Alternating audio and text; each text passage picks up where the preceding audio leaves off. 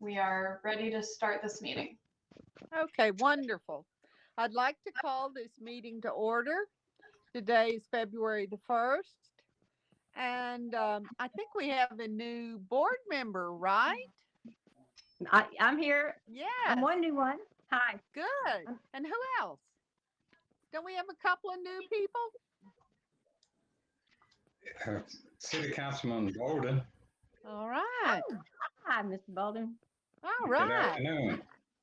Good afternoon. And I Okay. believe Brad Mall is our other new member, and Yes. I saw him Well, on. welcome new members and visitors. Okay. Welcome. The Thank first you. thing we need to do is consider the approval of our minutes of January the 4th, 2021. I assume you've all had a chance to look at them, and Mhm. they looked fine to me, but did anyone catch anything that needs to be changed?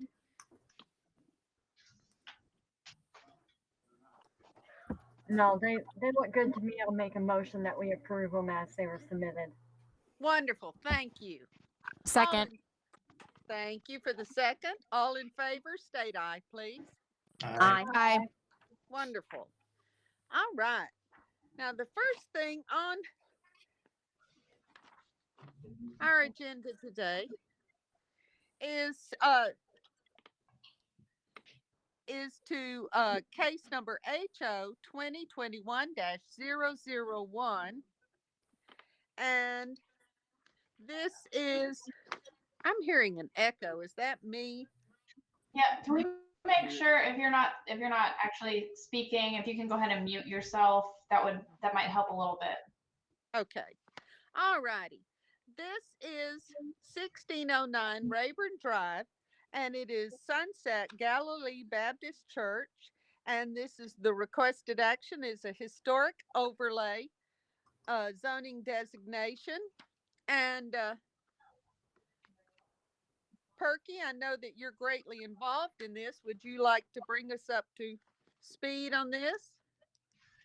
I'll let Hannah do the Okay. overview. I'm happy to do that. Thank you, Perky. So this is, we don't get historic overlay requests too often, maybe every couple of years or so. And I believe the last one we received was for the church on Carricker Street. So this is a similar case. Sunset Galilee Baptist Church, and I don't believe the applicant was able to make it on today.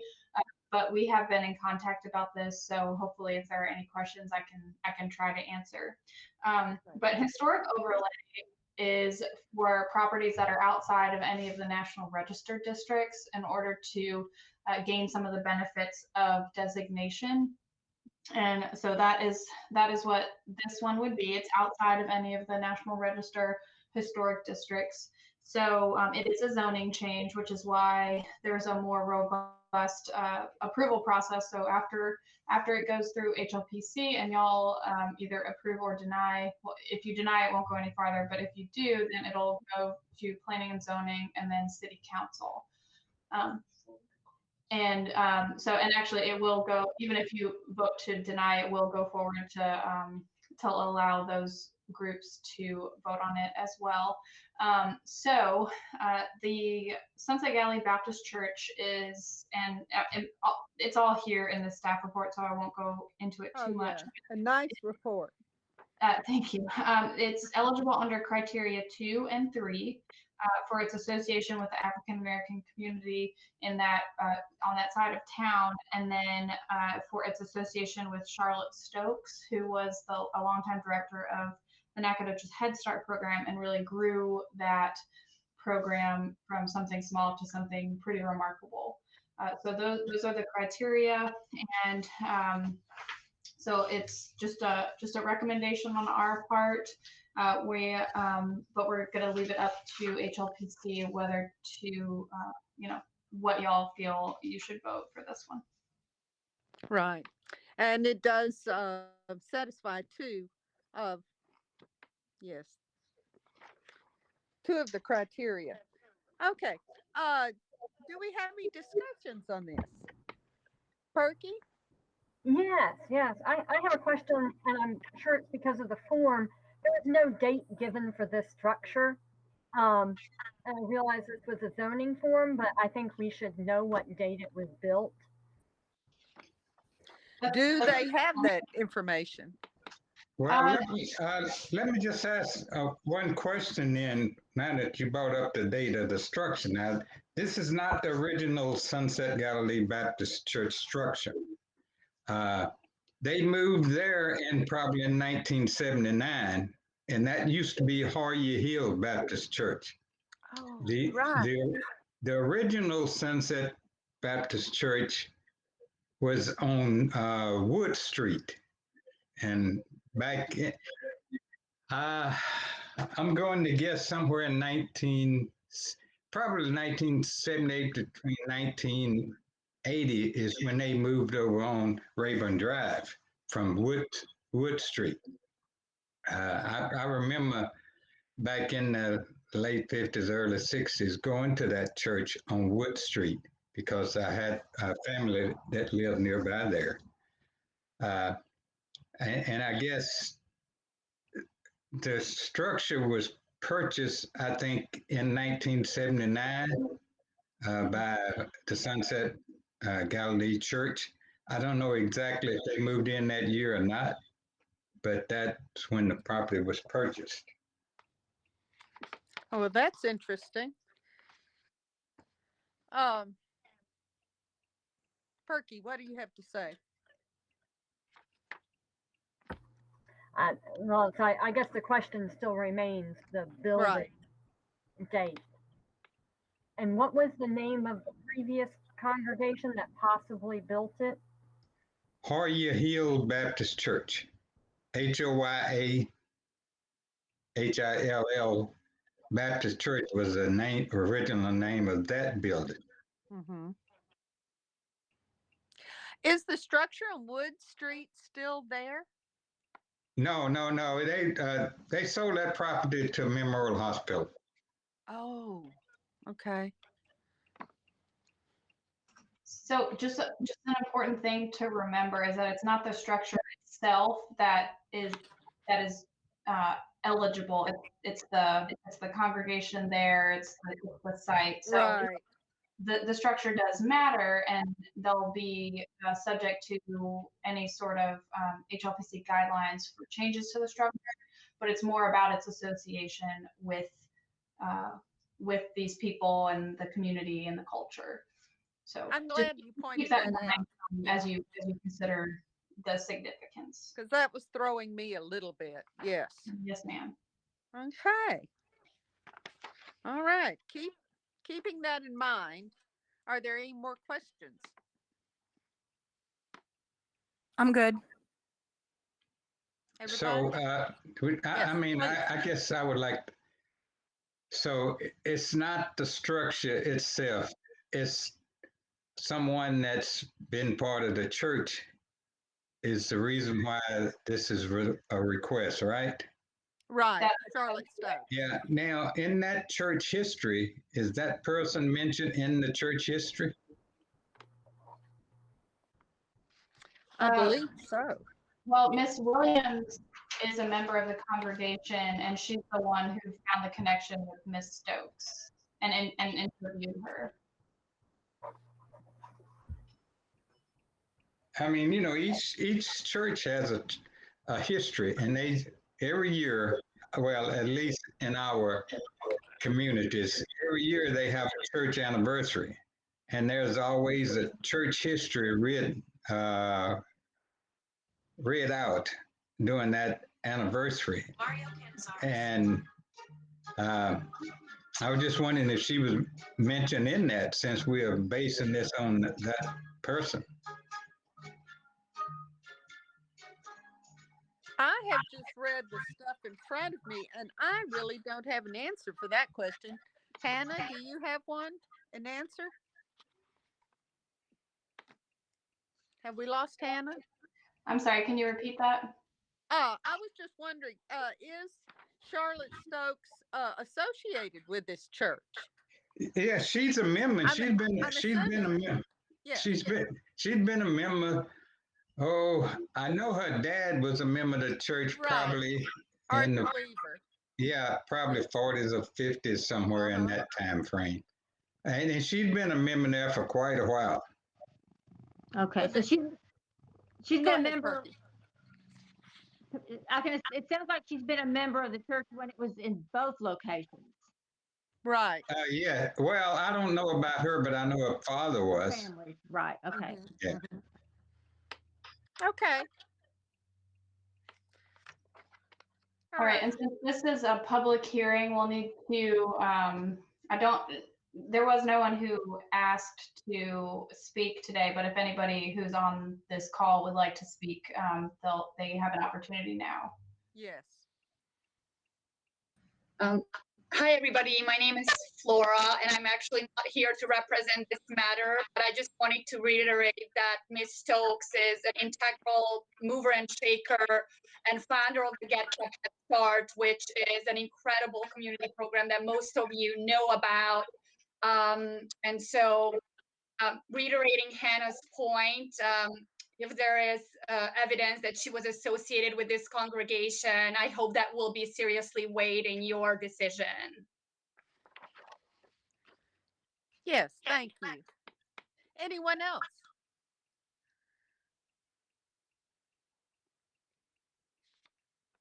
Okay.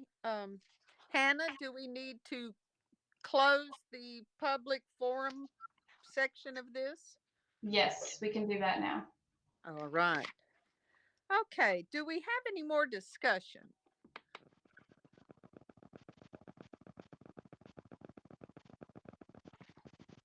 Would someone like to make a proposal, make a motion?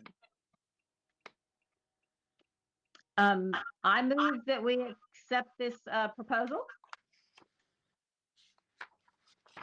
Do I hear a second? Second. Thank you. All in favor state aye, please. Aye. Aye. Opposed? Okay, thank you. It passes. All righty. All right, just a reminder to silence your microphone if you're not speaking. It helps cut down on that feedback. Thank you so much. All right.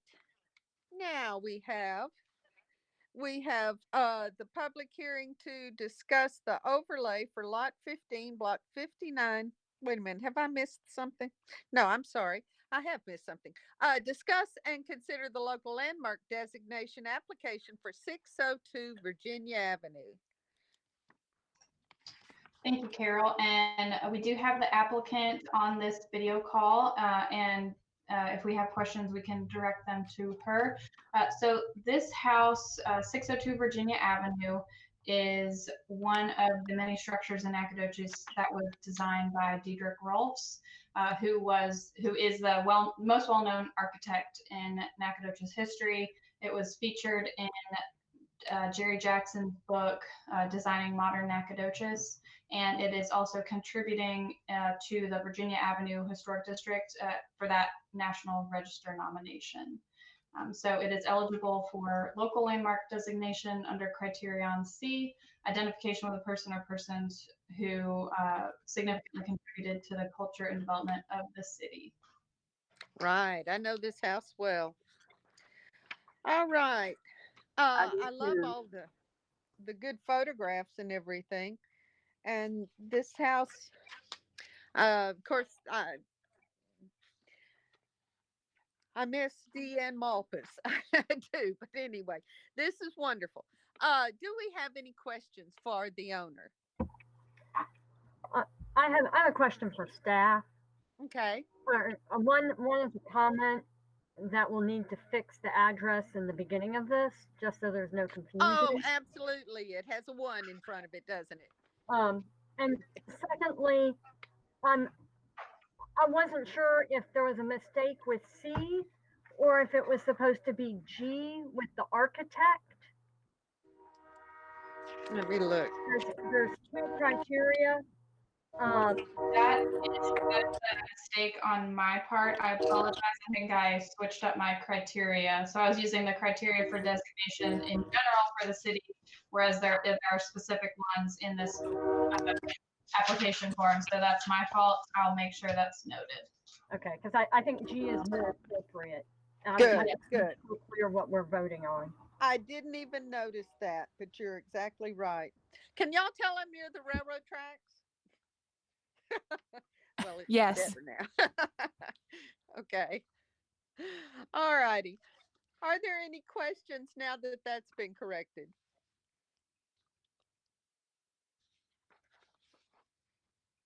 Yes, I have one for Miss Flora. Yes. Flora, I was Dr. Malpass's graduate assistant, and I spent quite a few evenings over at that house. Were you aware of the fact that it probably needs a new roof? I'm keenly aware, and so is my wallet, Miss Gretchen, because we got a new roof 2 days after purchasing the home in June last year. So Okay. it has a new roof. Thank you for bringing that to our attention. And if I may say so, we are actually collecting some stories about Dr. Malpass. I'm aware that several folks on this call knew her very well. So post-COVID, we would love to have you over for coffee or tea and hear some DN anecdotes and learn about your memories of this home. Okay. I That was would just be good. wondering because she was having me contact roofers for her before she had her accident. Okay, thank you. Yes, absolutely. It's one of the first. It's the first really construction project that project we engaged in is putting a new roof before we moved in. Mm-hmm. That's what you have to do. Okay. All right. I love having all this history. Do we have any comments or any more questions? Any discussions? I just I'm want to good. say it was Oh, go I ahead. enjoyed reading about the house, and I'm really glad it's going to be a historically significant. Yep. I enjoyed it. Thank you. Good report. It was very. Perky, were you going to say something? No, that was me. I was just going to say, let's go ahead Oh. and make a motion to approve HL Sounds good. 2021-001. Sounds good. Do I hear a second? I'll Second, second that. Thank you. All in favor state aye, please. Aye. aye. Any opposed? Okay, thank you very much. And the final thing, and this is interesting because this is an act of infill, which many times when neighborhoods lose structures, infill is what needs to happen. I don't know. This was a surprise to me that this was even happening, but anyway, I'm sorry. COA 2021-001, and the applicant is Bailey and Diane McLean, and the location is 134 North Church Street. And Thank it's you, a Sarah. certificate of appropriateness. Please go ahead. Yep, and Bailey and Diane are on the call today, so we'll be able to direct any questions towards them. So as you can see, this is a vacant lot on Church Street. If you're familiar, the Jones house is located catty corner to this, and there is this Tudor structure that would be next door, and then this end of the commercial block on Church Street, it will be located to the other side. And so there are a few things that play with this one. The zoning is B3, which is Central Business District. So the applicants had to work within our existing zoning, which requires a multifamily dwelling with a continuous roof. So that's how their plans were drawn up. As you can see, there is the primary residence in the front with an attached garage, and then the two additional dwellings are located at the back. So from if you're standing on Church Street, you'll only see the one primary residence, and then it goes to the rear of the lot. And they provided a site plan as well, as you can see here. This is, if you can see my cursor, this is the Tudor, just to get you oriented. Jones House is to the left over here. And they provided some mock-ups of the materials they'll be using, as well as the primary facade there. And that is just an aerial view. So happy to answer any questions, or if there's anything specifically for the applicant, you can ask them as well. I was just surprised at the zoning. I wasn't aware of that particular zoning. Please go ahead with your questions.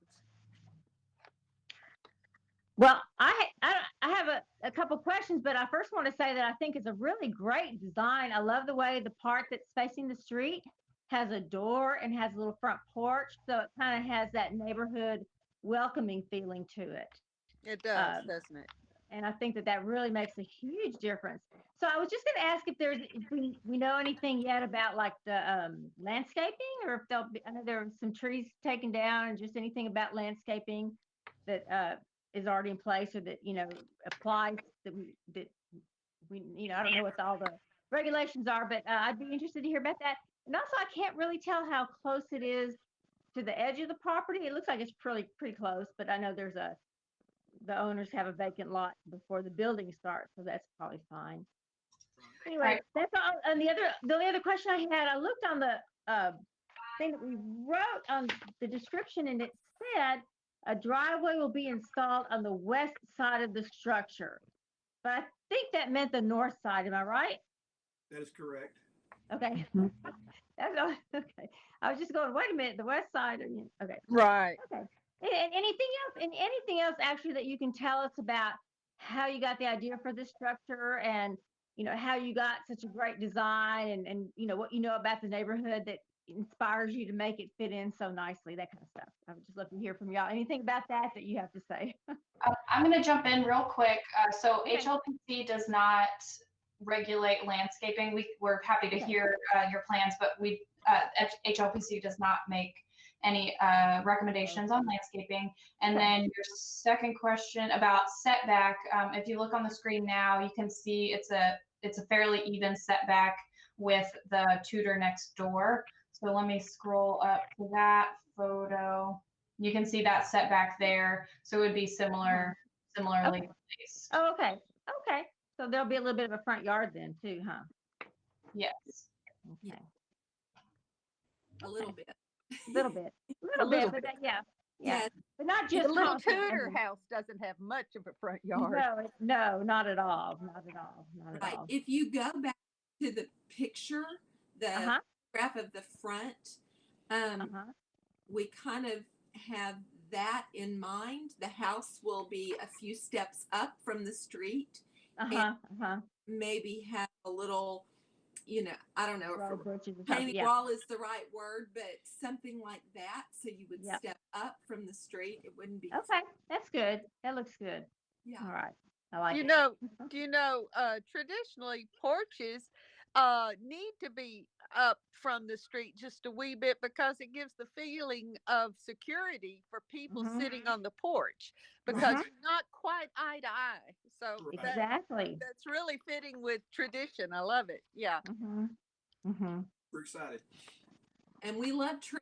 We're trying to keep, there's not many on that lot, but we're trying to keep what's there, and then of course we'll add some. Hey y'all, I have a quick question. Is this going to be, obviously, is this going to be your main dwelling, or is this going to be housing for rent? I think we are going to live in the front portion. Okay. Sure. And so then the back would be for rent. Gotcha. Or like Airbnb type?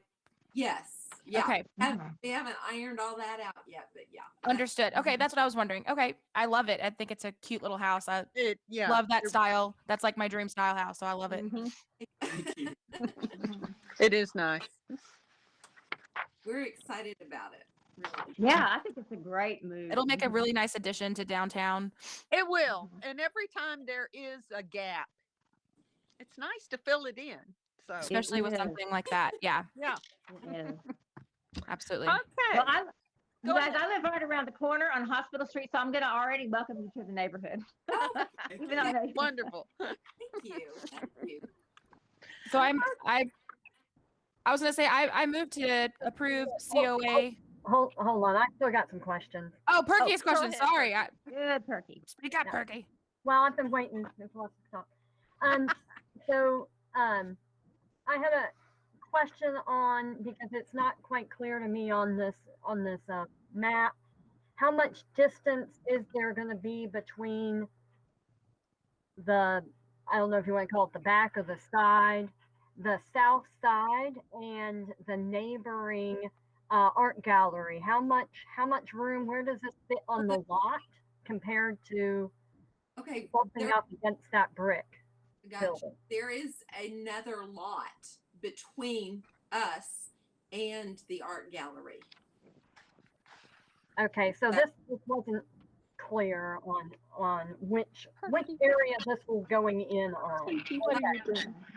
This actually is part of the little orange house, the little Tudor style house. Okay. It's part of that lot. We own that as well. Okay. Yes. Then the second question is, I can figure out partial height, 17 feet to the top of the dormer on the front. How much taller? I thought it was a 10-inch drop, but not a distance. My concern is how much bigger is this going to be? Is it going to overwhelm Will it dwarf the it? cedar or the brick? In this case, the brick will be far away. So we have a 16-foot edge and then 17-foot edge, but we don't know how tall the top of the gables are. That's a good question. Do you have the plans with you? I think I do. You'll have to. I don't know. Sorry, we should have pulled our plans up. I've got a notebook, but it's not organized at all.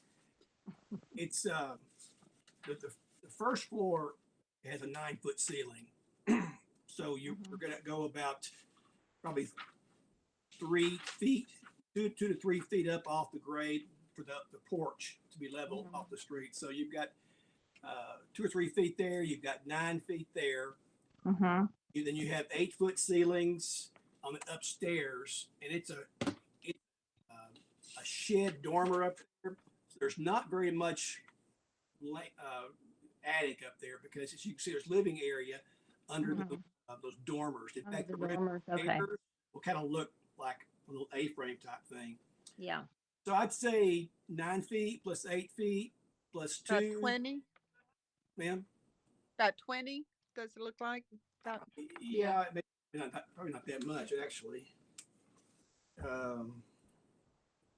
And then is the rear structure going to be? It looks like it might actually be taller than the main structure.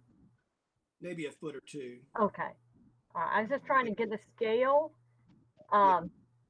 It doesn't appear to be as big as, say, for example, the Jones house, which of course certainly overwhelms the Tudor. Yeah. Right. Yeah. Okay. All right. Those were my 2 questions. Where on those lots exactly, and proportions with the neighboring buildings. Okay. That's a good question. That's always important. I have a question. How many people live in the rental? Is it like for 2 sets of people or 1 set, or? It's 2 bedroom, 1.5 bath. The design is so. Yeah. So I suppose you could have 4 people, maybe. I mean, if you had a family.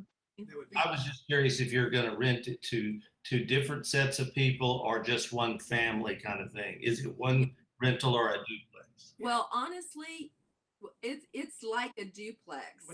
I mean the original house, the one we're building. The one you're building. Oh, yeah, it's like a duplex. It's like a duplex. So they're separate. So really the jury is not, I mean, I feel like it would be ideal for maybe a couple, but I don't think it would be suitable for a family, really. Right. I mean, it doesn't fit. And really we kind of like the idea of an Airbnb, maybe even two. So I think it's wonderful. It brings new life to that street. So I just was curious. thank you. Thank you. I'm also going to ask how big is the garage? How many cars does the garage hold? Two. A 2-car garage. Is there parking? Will there be parking spots? Yes, and that's on one of those drawings that Okay. kind of scroll through. I mean, there's plenty of parking in the area. Right.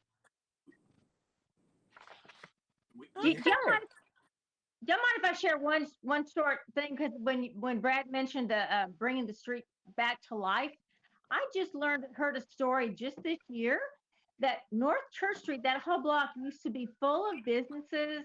There was a dentist, there was a movie theater, there were houses, and it was Black-owned businesses. And when SFA started happening, they decided it wasn't going to look good to have that street there with Black businesses there, and they forced everybody down to Shawnee Street. And I thought that was really interesting, and there's no mention of it anywhere. And I just kind of wanted to pass that bit of history on while we're talking about bringing Church Street back to life. And that was in the early 50s. In the 50s. I Yes. remember in the 20s. Wow. Well, I mean, I remember, having to walk by that going to school, the Black businesses. Yeah.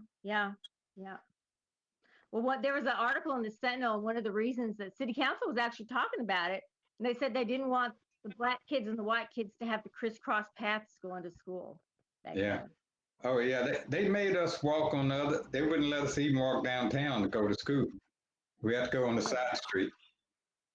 Really? Where did you live, right, Mr. Bolden? On Hospital Street, right where the police department is. Okay. There was one little old street with 4 houses on one side, 3 on another. And that's where I was born and raised. Wow. Interesting. Right by the Nacogdoches County Appraisal District office. Oh. Wow.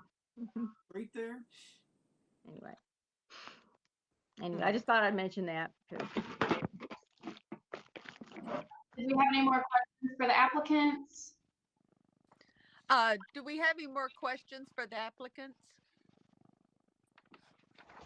If not, do I hear a motion? Yeah, I move to approve the COA number 2021-001. Thank you, Alex. Do I hear a second? I second the motion. Thank you. All in favor state aye, please. Aye. Aye. Opposed? All right. Well, I think that's wonderful. Well, thank you. We're looking forward to seeing this. We are very excited. Absolutely. Yes. Well, that is it, folks. Once again, we have been efficient. We have been speedy. We got it going. Oh. I know. Our next Your last meeting was 11 minutes. I know it. Our next meeting We're is going to get it down to 2 minutes eventually. First. All right. When is our next meeting, Hannah? March 1st. All righty. Well, then we are adjourned until March 1st. All right. See you and thank you. Thank you. Bye, everyone. Thank you for your time. Carol, I